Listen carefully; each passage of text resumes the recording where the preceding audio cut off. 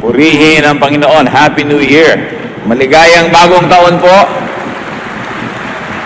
At nawa itong taon na ito ay lalo nating makilala ang Diyos. Ang buhay ay itinutuon natin sa paghahanap sa katuruan, sa gabay, sa liwanag at pagpapala ng Diyos. Life could be a long search for God. For some people, it becomes a very fruitful search.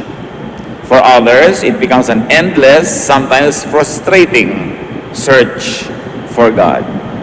Can God be found? Where can God be found? Ang nawa po sa darating na taon ay maging gabay natin yung ating pag-aaralan ngayon sa paghahanap sa Panginoon. God in you. Ang pamagat ng ating pag-aaral. At nawa tayo'y buhusan ng Panginoon ng iba yung pagpapala at magpakilala siya ng mas malalim na paraan. Salamat po o Diyos sapagkat kayo ay pwedeng maabot, makilala, at nawa turuan nyo kami kung paano gagawin yun sa pinakamabisang paraan. Sa ngayon, kami Panginoon ay nagtatapat sa iyo ng aming mga kasalanan. Patawarin niyo po kami sa aming mga pagkukulang sa inyo at sa aming kapwa. At nawa Panginoon ang inyong pagpapatawad ang siyang magpagaling sa amin, ang mag-alis ng mga bigat sa aming puso, ang humawan ng aming daan at magpaliwanag sa aming buhay. Teach us, heal us, empower us. We ask you to be our speaker, O God. Nobody else, just you. May your voice be our power, our strength, our light, and use your servant only as your instrument. Dear Lord, we pray that you will heal our spirit, heal our soul, heal our bodies, and lift up yourself as we worship you and as we continue to seek for you. Father, guide us in the name of Jesus, your Son, our Lord, our Savior and friend. Amen. God in you. Napakalaking usapin, napakahiwaga, subalit napaka-totoo. Psalm 139 verses 2 to 3. You know when I am resting or when I am working, and from heaven you discover my thoughts. You notice everything I do and everywhere I go. Isang pahayag, hindi lang ng pananalig, kundi na isang katotohanan na alam ng Diyos ang ginagawa natin sa bawat sandali. That the Lord is fully aware of man's thoughts and deeds. Walang maililihim ang tao, walang maikukubli mula sa Diyos. Verses 7 to 12. Where could I go to escape from your spirit or from your sight? If I were to climb up to the highest heavens, you would be there. If I were to dig down to the world of the dead, you would also be there. Suppose I had wings like the dawning of day and flew across the ocean, even then your powerful arm would guide and protect me. Gumamit ang sumulat ng awit na ito ng mga talinghaga na nauunawa ng kanyang panahon. So sa kanila, ang pinakamataas na pwedeng marating ay yung mga heavens. Ang pinakamalalim na pwedeng marating ay daw libingan ng mga namatay na. At ang pinakamalayong pwedeng marating ay sa ibayong dagat. Siyempre, sa language natin ngayon, mas malayo ang range ng pwedeng marating dahil sa technology at dahil sa alam na natin ngayon. Pero sa kanilang panahon, ang ibig lang sabihin ng sumulat, sukdulan man ang gawin niyang paglalakbay, yung pinakaabot at pinakamalayong pwedeng marating ng tao, hindi pa rin niya pwedeng takasan ng presensya ng Diyos. Nandun pa rin ang Diyos. At hindi lang nandun, kundi nandun upang magbigay ng kanyang paglilinaw, pagpapaliwanag, guidance, protection. Verse 11, or suppose I said, I'd hide in the dark until night comes to cover me over. But you see in the dark, because daylight and dark are all the same to you. So isa pang extreme sa kanila, gabi. Nung kasi yung dilim ng gabi, madilim talaga. Pero kung ano man ang uri ng dilim na pwedeng ma-imagine ng tao ngayon, sabi, hindi pa rin yun ang sapat para hindi makita ng Diyos ang nagaganap sa buhay ng tao. The Lord is not only everywhere, But the Lord is with man, even in the darkness. Marami kasi noon nagsasabi at naniniwala na ang Diyos ay wala sa dilim. Nasa liwanag lang siya dahil sa liwanag. Pero sabi nitong sumulat, kahit pa nga sa dilim, nandun ka pa rin. Psalm 139:18, "And when I awake, I will find you nearby." Magising ako, makatulog, nandun ka sa aking tabi. The Lord is nearby, even in the light of day. God is always with man. God knows man. At bilang tugon, bilang ganti, ano naman dapat gawin ng tao? Because God knows man, man should know God. Beginning from within himself. Kung ginamit dito sa awit na ito, sa tula, na sa talikhakan ng sabi, yung pinakamalalayong pwedeng marating ng tao at nandun pa rin ang Diyos, kung gano'n ang pinakamalapit at pinakamadali at pinakadapat na pagsimula ng paghahanap sa Diyos, hindi sa malayo, kundi sa malapit. Doon sa kayang-kaya ng tao, sa kanyang kalooban. Why? Because God is within him. Why should man begin within himself in search of God? And here when I say man or himself, I mean tao sa Tagalog. Man or woman, sangkatauhan. Bakit kailangan sa ating kalooban, sa kaloob-looban natin tayo magsimula sa paghahanap sa Diyos? Because even the Bible says that we are the temple of the Holy Spirit. Tayo mismo ang templo ng Espiritu ng Diyos. Saan mo ba siya hinahanap? Di ba sa kanyang templo? Pero sabi, ang Diyos ay hindi nabubuhay sa templong gawa sa bato, sa bakal, gawa ng tao, kundi ang puso ng mananampalataya, yung kalooban ng taong nilikha niya, ang siya niyang tahanan. Man should and could see the kingdom of God, according to the Bible, by being born again. John 3:3, Jesus replied to Nicodemus, "Very truly I tell you, no one can see the kingdom of God unless they are born again." So, the kingdom of God, the kingdom of heaven, God's presence, salvation, all these words are used interchangeably. Isa lang ang kahulugan, yung paghahari ng Diyos sa buhay ng tao na magliligtas tuloy sa Kanya sa kapahamakan, doon sa kabilang buhay at maging dito. Kaligtasan mula sa paghahari ng kasalanan, kaligtasan mula sa napakaraming panganib. Salvation in all its aspects could be found when people find the kingdom of God. And Jesus says that for you to find the kingdom of God, you have to be born again. Born again means seeing the kingdom of God. Hindi naman ito yung sobrang na-oversimplify na formula na pumikit ka, magdasal ka ng ganitong formula prayer, born again ka na. Well, if you understand its meaning and really do it in great faith, you could see the kingdom of God. The formula by itself is just that, a formula. Huwag nating ipapalit yung formula doon sa tunay na sinasagisag nito. Malalim na pagkaunawa sa Diyos.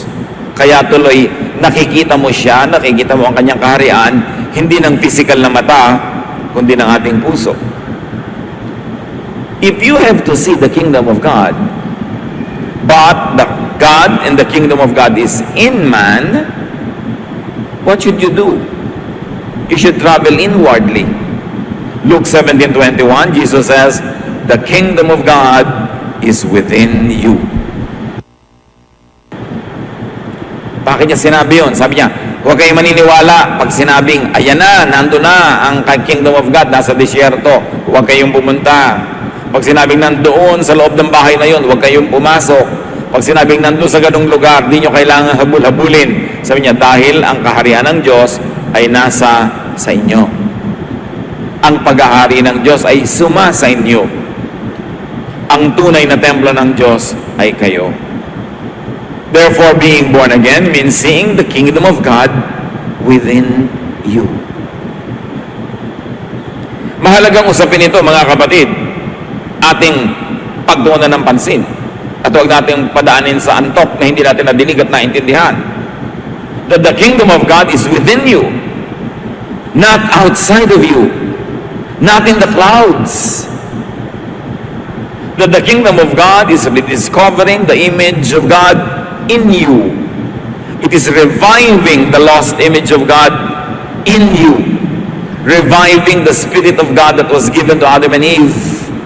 Reviving the image of God that was given to every person. Napakainam na intindihin ito. Because throughout time, organized religion, institutionalized faith, have distanced man and God.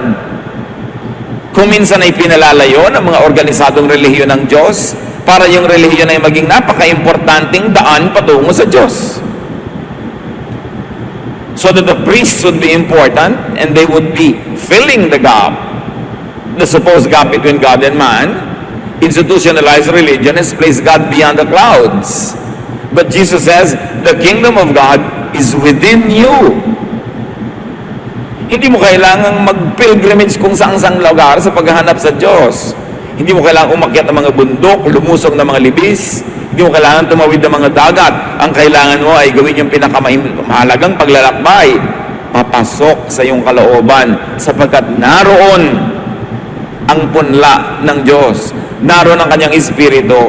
Naroon ang image of God that was given to every human being. Matthew 1:23, the virgin will conceive and give birth to a son, and they will call him Emmanuel, which means God with us. Kaya napakaganda pong metaphor ang pagdadalang tao ni Maria.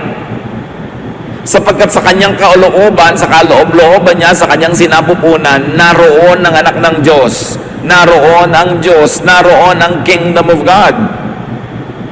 Kaya tayo man, nandun din sa ating loob ang Diyos, pagamat hindi naman sa ating sinapupunan dahil hindi natin siya kailangan panganak. Pero kinailangang ipaliwanag at ipakita sa malinaw na paraan na ang Diyos ay nasa loob ng tao, wala sa labas.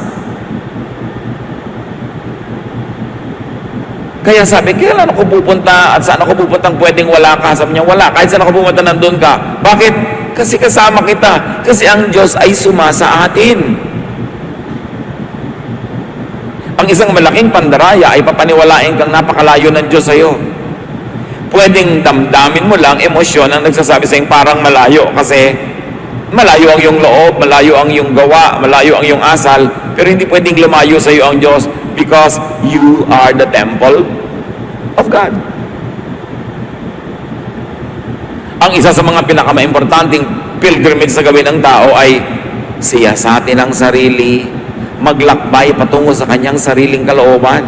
At sapagkat kahit pangamahal ay mas madali pa rin magpunta sa ibang lugar physically, sumakay ka ng vapor, sumakay ka ng aeroplano, sumakay ka ng kotse, kesa maghirap kang maglakbay patungo sa iyong sariling kalooban na hindi na-develop ng taong gawin kasi umasa na lang siya ng umasa sa mga outward rituals, umasa ng umasa sa mga physical activities, sa pag-attend ng mga events, sa paghahanap sa Diyos. Kaya naman maraming tao, kung minsan nauubos na ang buong buhay sa pag-attend ng kutakot-takot na religious activities, di pa rin matagpuan ng Diyos kasi hindi niya ginagawa yung pinakamahalaga, hanapin sa kanyang kalooban, sa kaibuturan ng kanyang puso.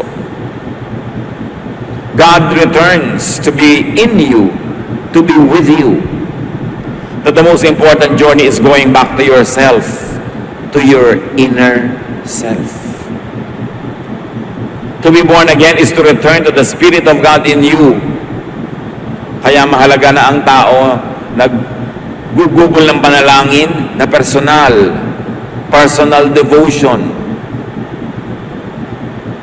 pag-iisip, pagmumuni-muni, pagbubulay-bulay. Dahil kapag ikay tahimik na narinig mo ang sarili mong utak na nag-iisip, kapag ikay nalayo sa ingay ng napakaraming taong nag-aagawan sa iyong atensyon at pagsunod, naririnig mo yung tinig na galing sa iyong kalooban. Kaya mahalaga yung pag-iisip, pagbibigay ng panahon na hindi ka laging busy. At ngayon, napakahirap gawin yan with technology. Ang tao minuminuto tumitingin sa cellphone kahit hindi tumutunog.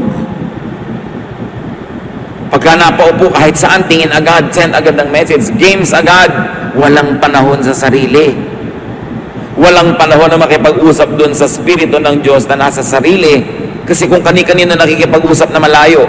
Kaya nga kuminsan kahit sa restaurant, kahit sa ang mesa, may 4 na tao nakaupo doon pero lahat nagte-text sa iba't ibang tao, hindi sila nag-uusap. Papalayo ng papalayo ang kausap, hindi nakausap tong malapit. Kaya may mga matitinong magulang, maraming ina, pag umuwi ang tatay galing sa abroad, nagtatrabaho, magbabakasyon, bawal mag-text ang mga anak. Habang nandito ang ama nyo, walang magte-text-text. Walang maglalaro sa computer. Walang magpe-Facebook kasi kasuhin yung makipagkwentuhan sa tatay nyo o sa nanay nyo. Kasi nga ang layo ng kausap, yung malapit hindi makausap. Ganon din ang institutionalized religion na kung ano-anong ginagawa para kausapin ng Diyos pero walang oras mapag-isa. Walang oras na mag-reflect. No time for devotions, for reflection. It is in quietness that we will hear the silent voice of God. So man can know God by knowing himself and others. Maraming mga ganyan, Lord, let me know you. Let me know you. Yun ang laging prayer. Kung masasagot lang siyang, you want to know me? Know yourself because you were made in my image. Paano po yung kapitbahay ko? Ibang-iba yung pagkatao nun. That kapitbahay of yours is also made in my image. Kilalanin mo rin siya. Di ang dami-dami niyo pong images. Of course, kasi ginawa ko kayong lahat. So kung meron 7 bilyong tao sa planeta, mahahanap mo yung imprint ng Diyos sa bawat isa sa kanila. At kung naging 9 billion pa yan, 10 billion, hindi mo pa rin kayang ubusin ang facets of God because God is endless, eternal. Kaya kailangan kilalanin ang sarili. Genesis 1:27, so God created humans to be like Himself. He made men and women. Nakita nyo, ipinaliwanag pa, He made men and women. And at the same time, both the man and the woman are in the image of God. So, kaya babae ka, kaya lalaki ka, image ka ng God. Ano man ang iyong gender, ano man ang iyong age, ano man ang iyong race, image ka pa rin ng God. So, lahat tayo, pag pinagsama-sama, dumarami ang pagkaunawa natin sa Diyos. Kaya may taong ang galing-galing niyang gumuhit, galing sa Diyos yun. Pero ang galing-galing sa math, merong ang gift niya, kumanta, merong tumugtog, merong ang gift niya, tumulong. Lahat yan ay galing sa Diyos. That's why to see God in others is one of the greatest discoveries. There is one God, but different creations. Many creations with differences. But everyone is created by God. Walang kinreate si Satan. Satan only comes to steal, kill, and destroy.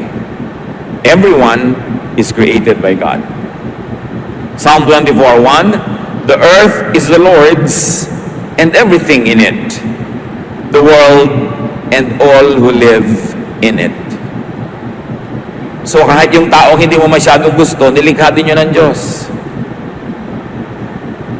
Yung mga talent na hindi mo alam at hindi mo hilig, gusto rin yun ng Diyos. Ibinigay lang niya sa ibang tao. Kaya ang paghahanap sa Diyos ay hindi sa mga ibabaw ng mga banal na bundok. Hindi sa mga yungib-yungib. Hindi sa mga doktri-doktrina. Hindi sa mga activities ng simbahan lamang. Kundi sa pagtitig sa kapwa-tao, sa pagtitig sa sariling kalooban, at makikita mo ang magagandang mga katangian ng Diyos na nandun, nakikilala mo ang Diyos. Men were created to be like God despite gender differences like Adam and Eve. Despite all other differences. Despite even theological differences. Do you think different theologies will make God different? Yun lang pananaw sa Kanya, pero siya, hindi siya naiiba. People may have personal differences, but they're all made in God's image. Kaya, mahal ng Diyos ang lahat ng tao. Kasi nakikita niya yung image niya sa bawat isa ron. Although, may mga distortions dahil sa kasalanan, merong mga dumi dahil sa mga pagkakamali, pero yung basic character, yung basic gifting, yung basic spirit, galing sa Diyos. At paano natin mamamahal ang kapwa pagka lang nakita na natin yung image ng Diyos sa Kanya. So in people, God has many images, not just one. There could be many faces, facets, and manifestations of the same God. Kaya makita nyo, pati yung pagkakakilala at pagpapakilala ng mga great Bible characters sa Diyos, iba-iba. Parang iba yung God of Adam, yung character niya, napakamapagpatawad. Ito ang si Cain, nagkasala na, dinagyan pa niyang tatak to protect him. Yung God of Noah naman, nagparusa sa iba at si Noah ay nalagaan. Yung God of Moses, may kahigpitan. Pagka hindi ka sumunod sa mga instruction, bigla ka na lang namamatay. But the God of Jesus and the God that Jesus presented is a God who is a friend of tax collectors and sinners. A God who forgives. A God who allows the underclass, those who are downtrodden, to be in the inner circle of Jesus. Hindi magkakaibang Diyos yun, kundi magkakaibang pagkakakilala ng mga Bible characters sa the same God. Therefore, magkakaibang pagpapakilala. Kaya makikita natin, halimbawa, pagka si Paul ang sinunod mo, ang kanyang mga pagkakakilala at pagpapakilala sa Diyos, mas mahigpit siya kaysa kay Peter. Yung iba naman mga disciple, mas mahigpit pa kay Jesus. Pag kami ayaw makinig, gusto nilang paulanan ng apoy. Kasi iba-iba ang pananaw nila sa iisang Diyos, pero iisa ang Diyos. Even in the giving of gifts, 1 Corinthians 12:11, all these are the work of one and the same Spirit, and He distributes them to each one just as He determines. So walang competition. Pagka sa palagay mo, yung mga taga-Sunday school ay kakompetensya ng taga-choir, hindi mo pa nakikita na sila man ay gift ng Diyos ang kanilang ministry at nasa kanila rin ang imahe ng Diyos. Pag sa tingin mo sa ibang preacher, ay kalaban mo siya, hindi mo pa nakikita God in that person.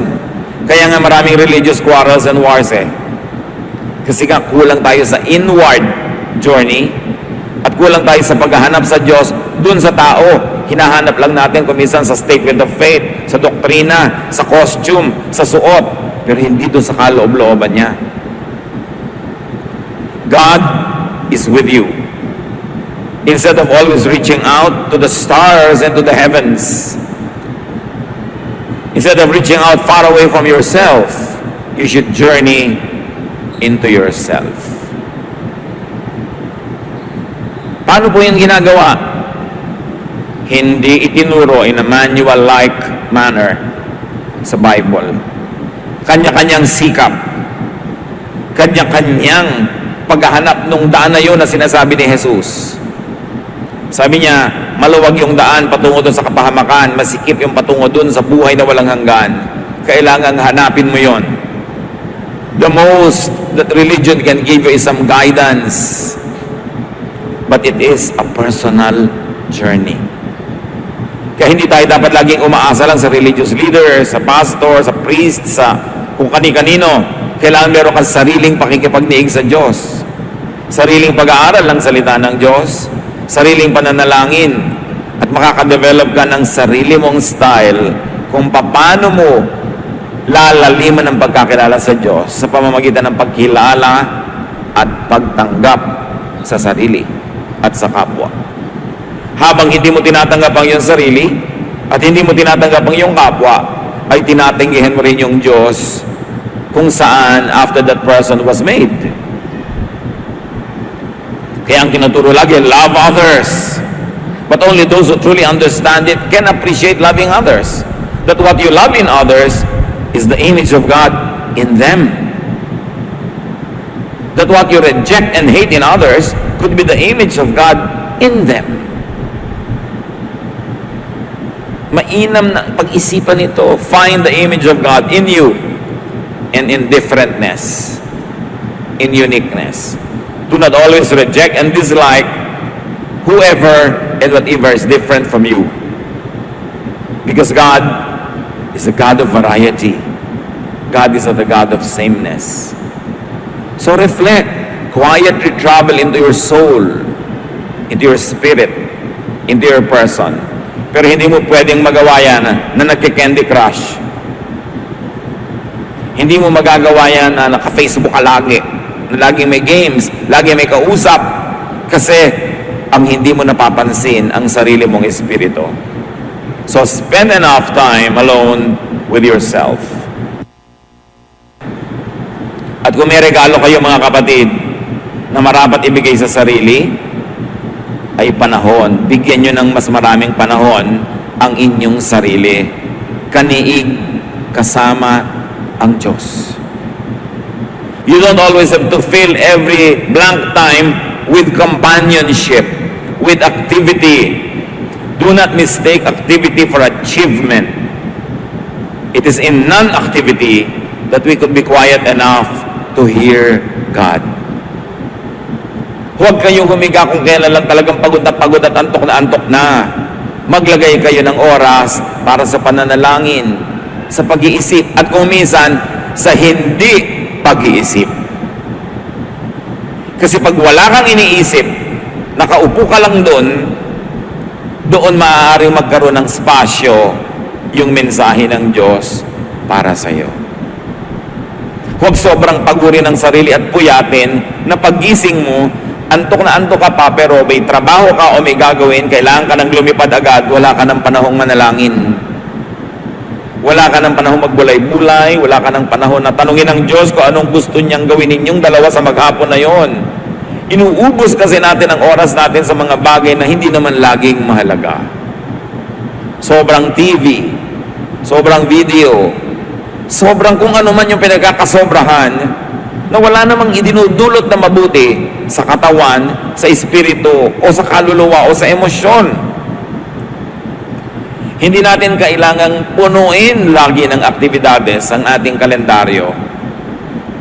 Be still and know that I am God. Sabi ng Psalm 46:10. It is an old-fashioned gift that the ancients knew how to give to themselves, that we should rediscover the beauty of aloneness. Hindi laging kailangang may kasama o kausap. Hindi kailangan laging nagmamadali. Hindi kailangan laging may ginagawa. Alam niyo nung araw, ang mga ninuno natin, marunong. Halos bawat bahay may silyon o may duyan. Uugoy-ugoy silang ganon, uugoy-ugoy. Alam nyo ba na sa pag-ugoy-ugoy na ganon, dahil sa rhythm ng katawan na ginagawa, dumadating yung mind sa level of freedom from attachment to certain earthly thoughts. Kaya marami silang nagagawang pagbubulay-bulay, pagdidili-dili, pagmumuni-muni. Kaya kahit sa ating mga ancient rituals, yung mga babaylano, mga princesses ay nangakaupo sa duyan, uugoy-ugoy, uugoy-ugoy. Para rin yung ginagawa ng psychiatrist na titingin kasi isang bagay na sasayaw-sayaw, uuga-uga. Because it teaches you detachment from the present, from the here and the now. So that your spirit could transcend the material boundaries around it. Huwag nating alisin, mga kapatid, yung hiwaga ng ating pananampalataya. Yung hiwaga sa pananampalataya.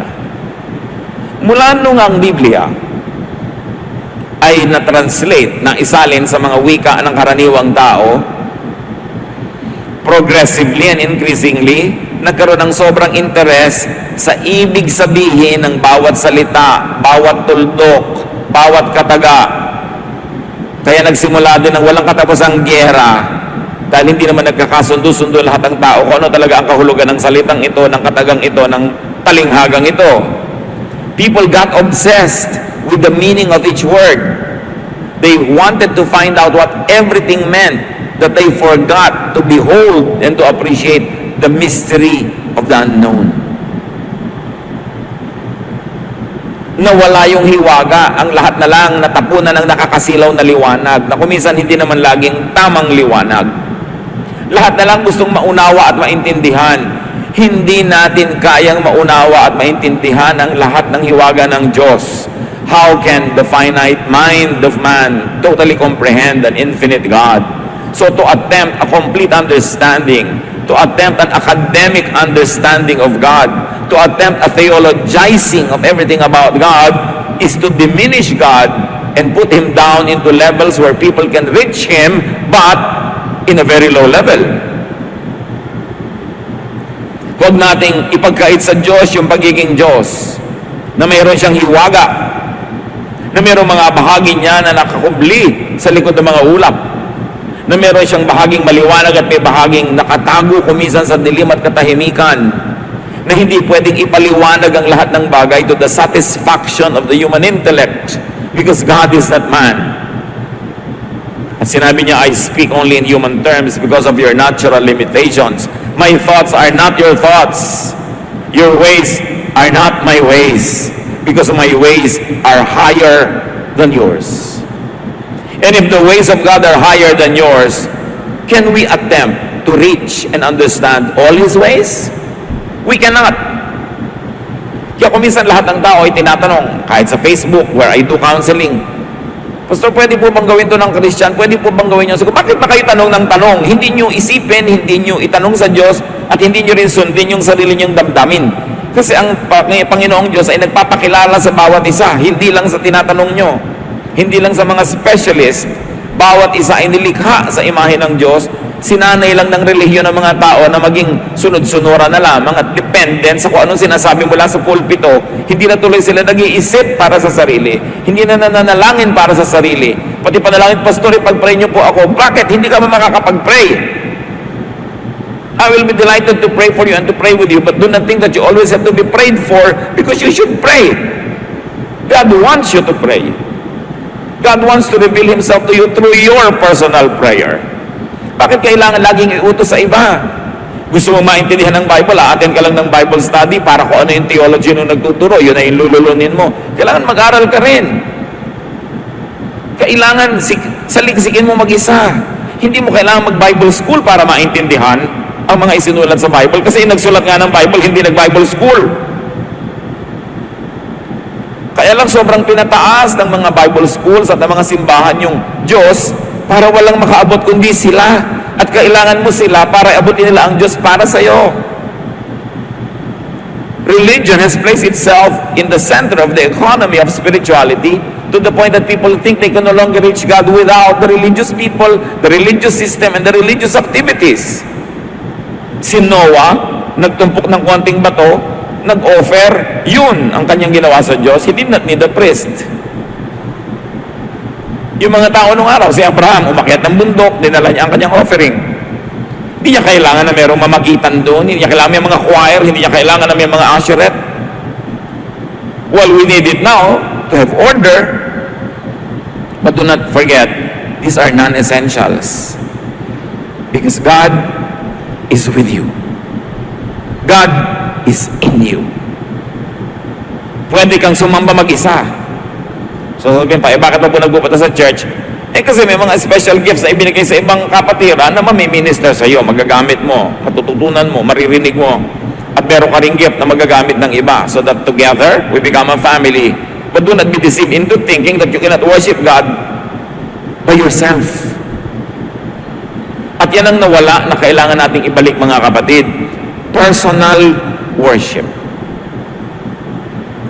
When was the last time that you were alone in your house or room or forest or anywhere na sumasayaw ka sa Panginoon kung gusto mong sayawan? Na tumutugtog ka sa Panginoon, na umaawit ka sa Panginoon? Sapat na ba na may mga instrumentalist, specialist musicians na sila ang tumutugtog para sa iyo? Sumikap kayong kilalanin ng Diyos. In your own time, in your own place, in your own way, because God is in you. Hindi ka God, but God is in you. Be still and know me, the God in you, sabi niya. Be still and know yourself, the image of God.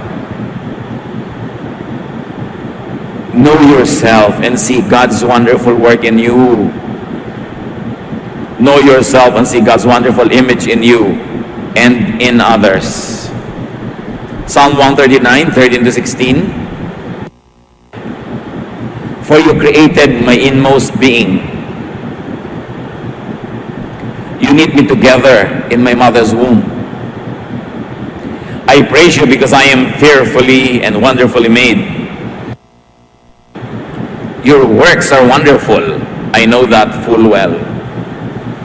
My frame was not hidden from you when I was made in the secret place, when I was woven together in the depths of the earth. Your eyes saw my unformed body.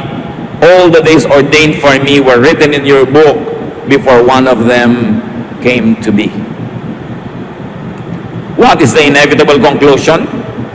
God created each one of us. God caused us to be created the way we were created. If you like to be scientific, even your genetic composition was made by God.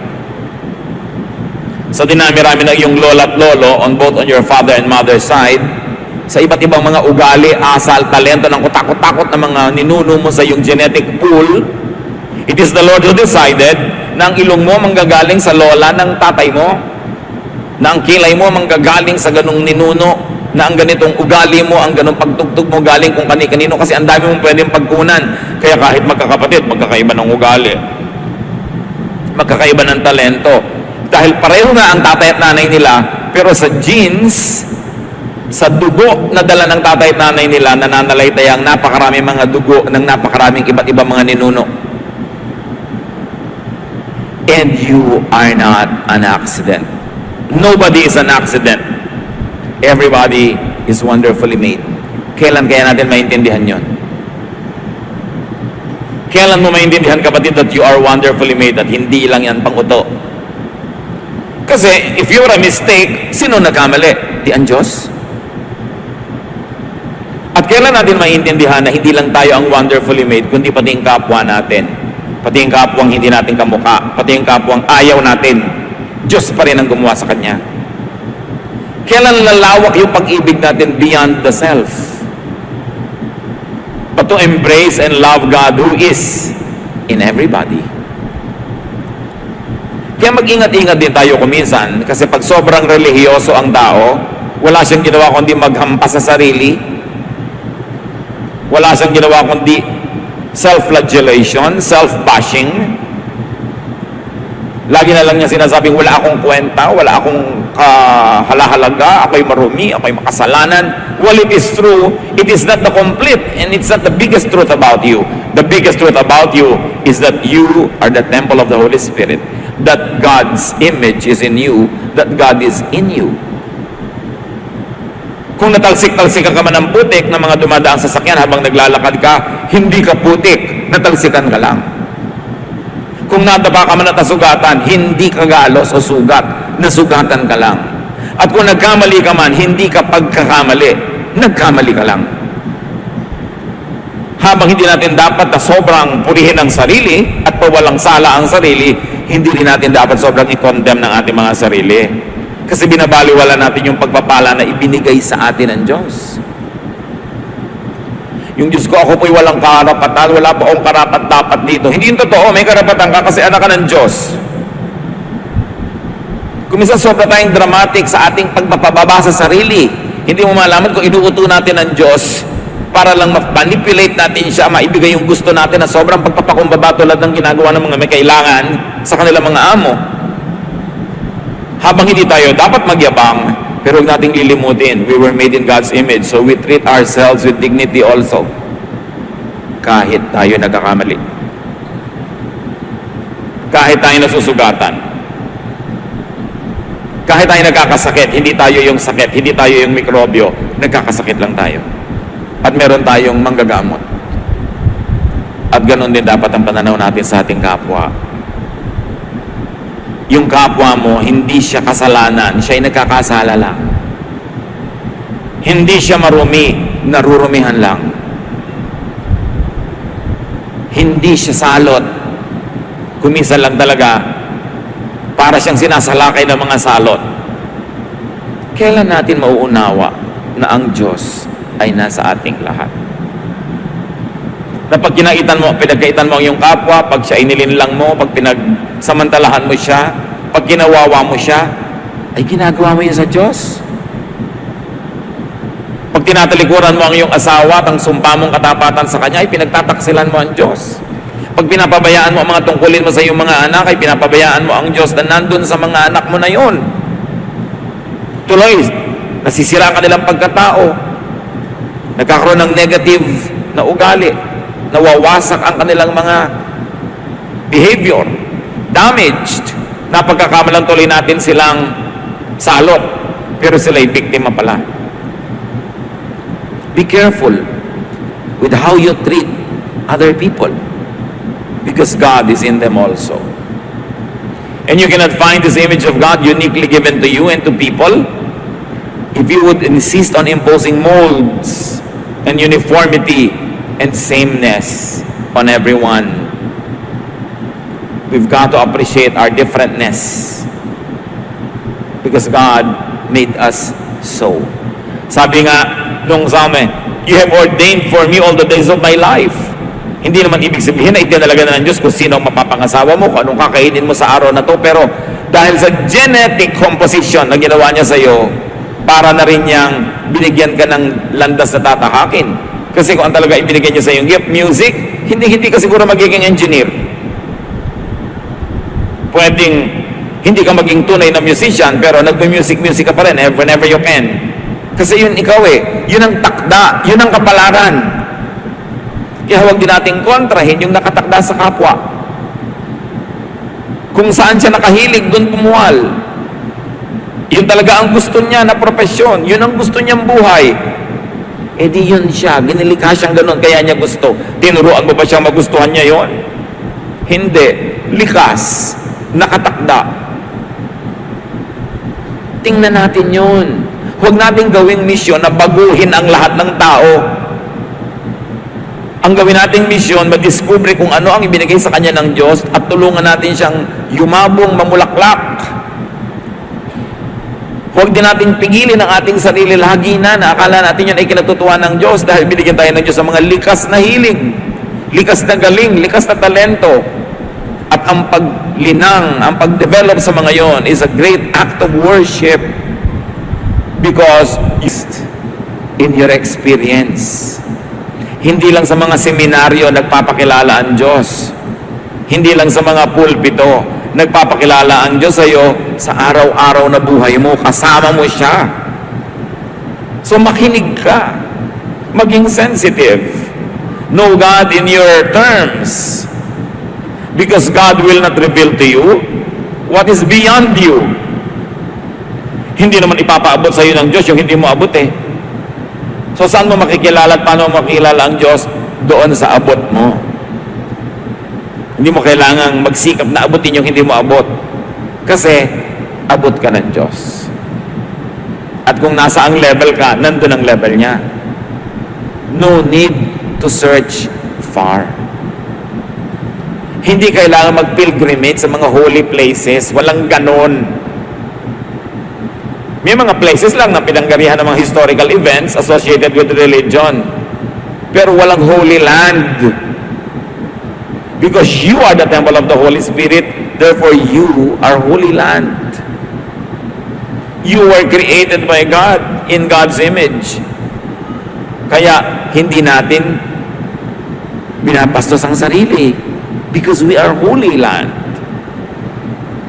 Huwag tayo magpadala sa mga marketing ng kung ano-ano mga religious activities para magbenta ng mga biyahe, mga pilgrimage at kung ano-ano. God is in you.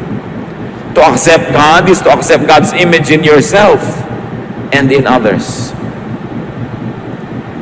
So what is a foundational gift to yourself and others and to spirituality?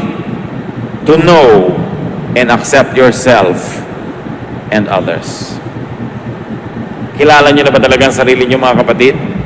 O malapit na lang tayong gumraduate sa buhay na ito ay panay pa ang self-rejection, self-denial, na parang pagkakamali kayo ng Diyos.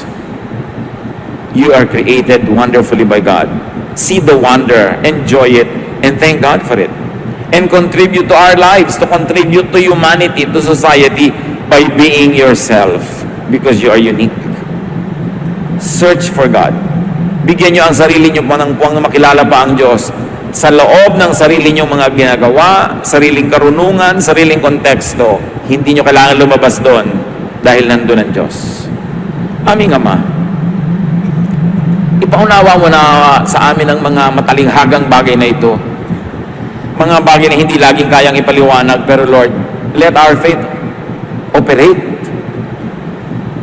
Turuan mo kami na to always want to intellectualize and to understand everything the way we read manuals. But teach us to behold you in your wonder, in your glory, in your revelation, and even in your secrets. Because secret things belong to you, O God. Teach us to just trust. Na mag-operate kami sa karunungan, mag-operate din kami sa intuition, sa pakiramdam, sa aming espiritu. Dahil kami ay body, soul, and spirit. Hindi lang body, hindi lang brain, hindi lang thought, kundi spirit din.